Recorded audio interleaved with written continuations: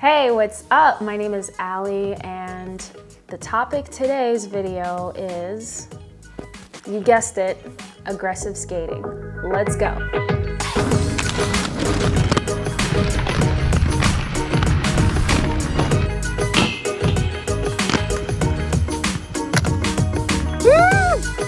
So I've been wanting to make a video about skating for a minute now. I've posted some old videos in the past of my skating adventures, but never really dived into what it's all about, or at least for me, and like what it meant for me and what I've been up to. But I thought now's a good time, since I've kind of had a couple years of skating adventures, and I thought I would just share where that was going.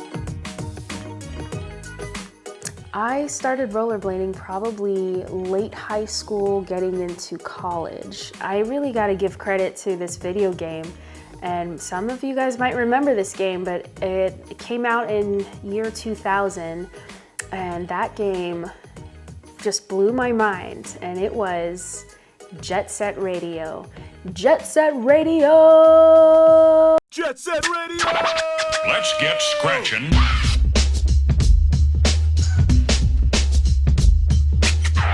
Anybody remember that? That voice is always stuck in my head. That got me so pumped. I'm gonna talk about the soundtrack in a second, but Jet Set Radio, I thought, was way ahead of its time. The graphics were just so different from other video games, and everything about the video game was just different. It was like, okay, this is a rollerblading game.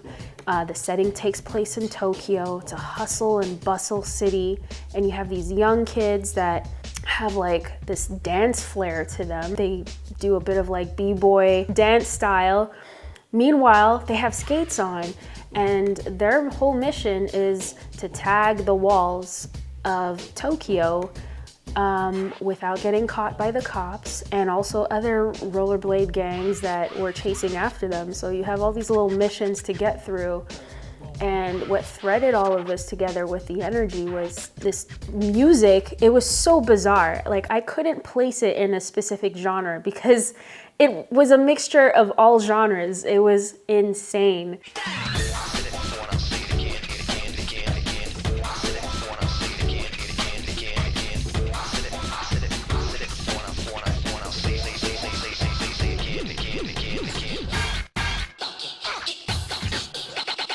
Let's look at the funk. Could you stop playing with that radio of yours? I'm trying to get to sleep. But the composer is Hideki Naganuma. Man, he like had interesting sound samples of like city noise and grunge and 1950s radio show hosts, and a bit of funk, a bit of jazz, a lot of slap bass. It was interesting. That game got me so pumped to get my first pair of skates. I was like, I'm going to go to some store and I'm going to find a pair of rollerblades and I'm going to skate in the city. I was so pumped. Also, a lot of that style was aggressive skating. Aggressive skating is very different from just regular rollerblading, which is typically known as recreational skating. I had no idea what aggressive skating was, so when I went to, a store and I found a pair of skates, I just got a pair of rollerblades. They didn't have aggressive skates. I didn't care. I just wanted something on my feet so I could start rolling around. And fast forward into college, when I went to Berkeley College of Music, I never left my apartment without my pair of skates. I was rolling everywhere. Everybody on campus called me rollerblade girl. That was like my vehicle in the city. I used to sketch a lot. Sketching is when you like hold on to a vehicle of some sort. Typically trucks are easy to do because they have handles on the side. I love zigzagging in between cars on the street, dealing with obstacles and thinking quick on your feet, and that gave me so much thrill. There'd be a stranger like on the street being like, oh shit, you go girl. I didn't know what aggressive skating was at the time, but I did get into slalom skating, which is also probably known as freestyle skating. Slalom skating is a very niche type of style where you have cones placed on the ground and they're spaced out so that you can weave your feet, intertwine, and do all these crazy patterns without knocking them down. And this was kind of like, this style blew up over the years, and I looked up to these top skaters like Naomi, Grigg, Chloe Seyres, she was from France. They were like the top female slalom skaters. This was back in the day, like 2010. I can't believe 2010 is now considered back in the day, but yeah. I was like, oh my God, I gotta get into this. Like, it's so cool. And I did. I didn't go so far with it, but like, yeah, I was practicing, you know. Sometimes I'd be like out in downtown Boston and like put out my little cones and practice outside. And I was so into it. It's cool because in the world of skating, there's very niche different styles. You have slalom skating, speed skating, you have aggressive skating, wizard skating, and there's more that I'm leaving out. With recreational skating, your rollerblades have a flat setup. All 4 wheels are the same size. With slalom skating, you have something called a rocker set. Both outside wheels are slightly smaller than your inside wheels. There's speed skating. To do long distance stuff, you want a larger wheel set. So sometimes you'll see people with 3 wheels. That's all they need because it takes so much space and it's a lot bigger. And then you have aggressive skating. So an aggressive skate is built a little bit different. It's a lot bulkier.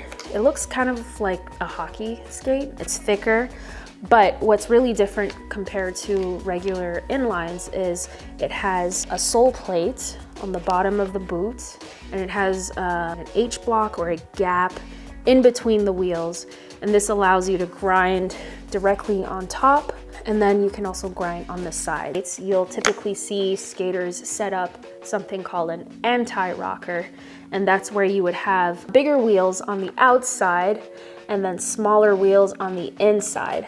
And the reason is for this is because when you're jumping on obstacles, you get wheel bite, and that's not fun. If your wheel gets caught and it's in the way, it's harder to latch on. But the more advanced you get, you'll definitely see skaters that either keep a flat set or they have slightly larger wheels to just get more speed.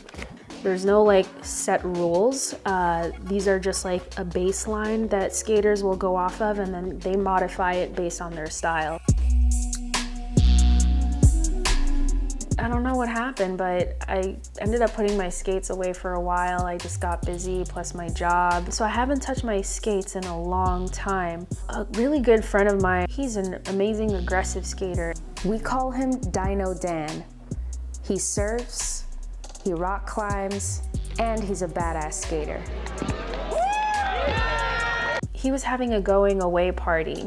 He rented out an indoor skate park and just invited a bunch of like his skater friends. And yeah, he invited me over to that, and I'm like, I don't know how to do this. And he was like, just try it. And so I was like, okay. So I rented a pair of skates, I brought it over, and he taught me just a few basic stuff.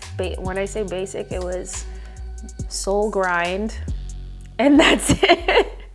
That's typically the first trick an aggressive skater will try when they're like a beginner. It's the trick to start on. That was a wrap. As soon as I tried, after that, I was sold. I loved it. It's been an interesting journey, aggressive skating, because I just fell in love all over again with skating. And I love that I can just walk into a skate park and feel confident to move around and explore and be daring and just be willing to try to achieve and unlock a new trick, a new technique that was not in my arsenal.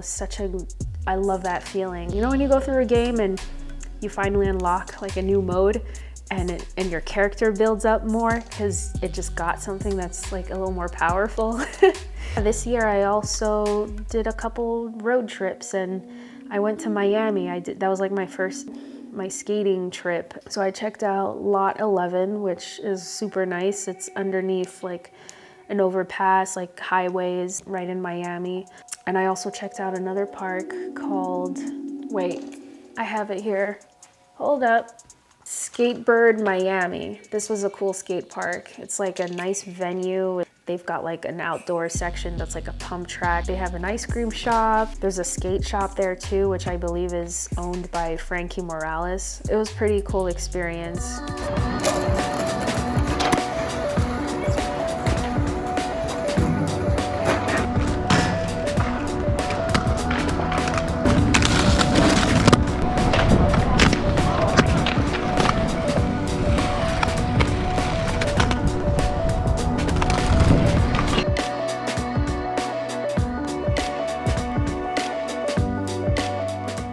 Anywhere I go, like just to go back to the whole community aspect, I would meet a few bladers there and they're just super nice. I think because there's so very few of us, when we see each other, we're like, yo, what's up? They're very encouraging and they'll give me tips, you know, how to approach a trick a little better, what to work on. And there's a lot to learn from them. So it's awesome.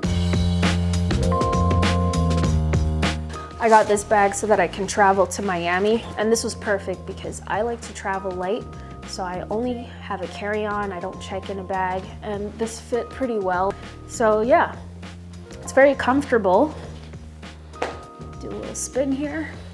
This, very important, this is wax, and it smells very good. But wax is super helpful. It just helps us to grind better. What else do I have in here? So I got a couple protective gear. These are my knee pads. Oh geez, sorry. Wrist guard. I also have a little tool kit. Sometimes my wheels will loosen up or I lose an axle. So then I have these little Allen keys to just tighten up my wheels. But yeah, this is my helmet, okay? When I do sketchy moves, I wear this. All right, so that is the gear. I think that's all I got. Yeah, I don't know what else to say. Yeah, I've been, I don't know, just keep working on my tricks. I have goals with skating. The only thing, my setback with aggressive skating, as much as I love it, I can't take it too far because it literally breaks your bones. It's a very dangerous sport, and I do want to continue working on gymnastics and martial arts and tricking and parkour. I'm gonna destroy my wrists if I keep like taking aggressive skating far, which is so tempting because there's so many tricks I want to do, but I know I'm gonna have to risk injuring myself more for that, and I don't think it's worth it. You can't win all your battles, you know? Some things you just gotta let go. So that is my rollerblade / aggressive skating story, and I'm excited to just continue posting a little bit more about it. So thank you for tuning in, and I'll see you on the next one. Peace.